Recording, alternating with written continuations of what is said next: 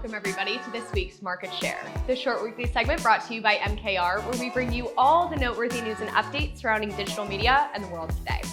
I'm your host Genevieve, and we've got some interesting stories for you today, so let's get started. First up this week, robots are coming for your job.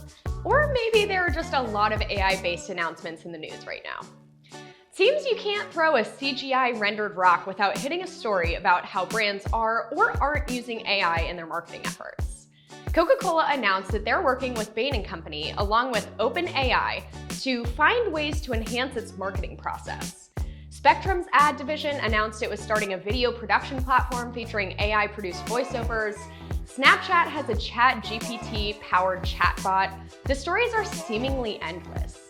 So are we as marketers looking at 2-hour workdays where we sip mimosas and let the robots do all the work? Or are we looking at updating our resumes as the mindless automatons steal our jobs? Likely neither. AI is just another tool at an advertiser's disposal. Like stock photography and templated graphics, it's pretty apparent when you're using it to cut corners. The results aren't nearly as good as when you apply the technology in a clever fashion. Something else to consider is the FTC has decided to apply a little stringency to the claims that those touting AI's prowess are allowed to make. In a release published yesterday, the FTC has decided that artificial intelligence is a marketing term, and as such liable to be overused and abused.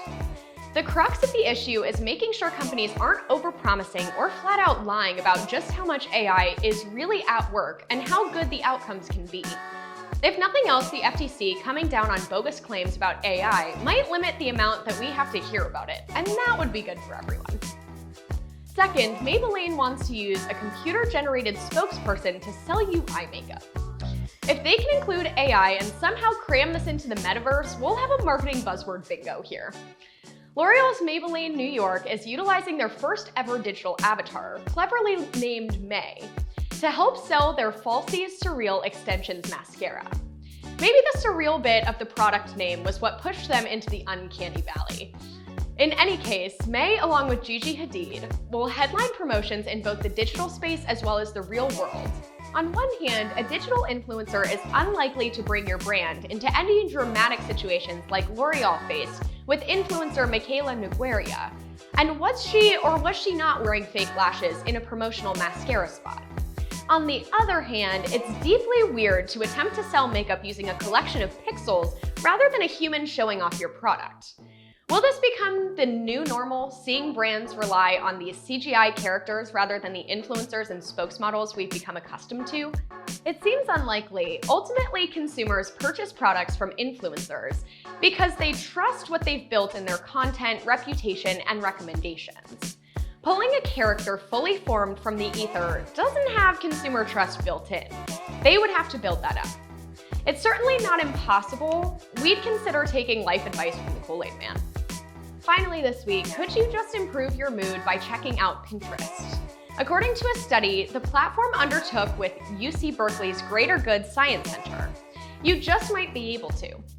Groups of users were asked to either browse Pinterest or solve digital jigsaw puzzles for 10 minutes a day over the course of 2 weeks. Those within the group that were browsing Pinterest felt more positive emotions and less burnout than those who were working on the puzzles. This is all part of the platform's attempt to set itself apart from other social platforms who have become notorious for potentially causing their users more harm than good in the long run. All of this stands to reason. Users often go to Pinterest to plan dream weddings and elaborate vacations, find house inspo, or the most delicious things to cook and bake. I'd argue that no matter how cute the picture of the kitten on the puzzle was, those topics comprising large parts of an individual's hopes and dreams were always going to win. Savvy marketers can take advantage of this benefit of the platform by feeding into these kinds of feelings with their content. Aside from potentially being good for users' emotional health, Pinterest is purpose-built to help boost brands' SEO and drive traffic to your website like no other platform. If you can find a way to work your brand's content onto the platform and your audience segments are on the platform, Pinterest could be a key to your digital marketing success. Finally this week, let's go to Kelley Briggs for our last Black History Month segment. Thanks, Genevieve. Hi, I'm Kelley and we're back on the last day of Black History Month, highlighting our final Black media industry icon. Today we're celebrating Edward Lewis, the founder of Essence magazine. Created in 1969, Essence was one of the first of its kind, a publication specifically targeted to Black women. He served as CEO and publisher for 3 decades, expanding the organization to become Essence Communications, which included a weekly television show, fashion line, and mail order catalog, and has since continued on as an annual awards show and mega music festival.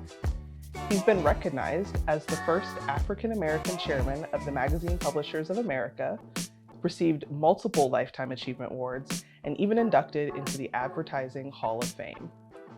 Essence has long been celebrated in my own family as a safe space to lift up Black women, and I owe Mr. Lewis a wealth of gratitude for giving me a sense of representation in media, even as a little girl. That's all for this week's Market Share. My name's Genevieve, and I'll see you all next week.